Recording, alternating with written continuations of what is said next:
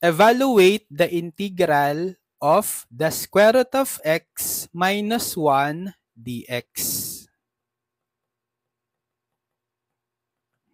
Solution, we can apply u substitution. We can let u be equal to square root of x. Then getting the square of both sides, so we'll have u square is equal to the square root of x square, or u square is equal to square root of x square x. Then getting the derivative of u squared, that's 2u du, derivative of x dx. Let's substitute integral of 1 over square root of x u minus 1, and then the dx is 2u du. Or we have integral of 1 times 2u over u minus 1 du.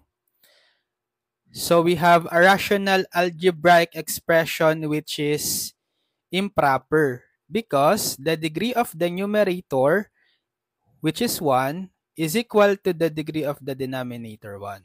So we transform this first to proper rational algebraic expression by long division. So we can divide the numerator 2u by the denominator u minus 1. 2u divided by u, 2. Then multiply 2 times u, 2u. 2 times negative 1, negative 2. Subtract 2u minus 2u, 0. So the remainder will be negative of negative 2, positive 2. So we can rewrite the given integral as the integral of the quotient 2 plus the remainder 2 over the same divisor or denominator u minus 1 du. So we have two terms. We can distribute the integral symbol. We'll have 2 integral of du plus 2 integral of 1 over u minus 1 du.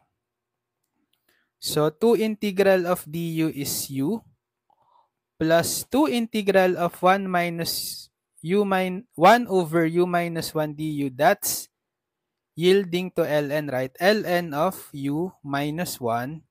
Then put plus c for the constant of integration.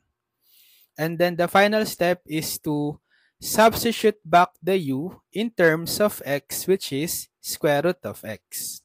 So we will have 2u, which is square root of x, plus 2 ln of u square root of x minus 1 plus c. So this is the final answer.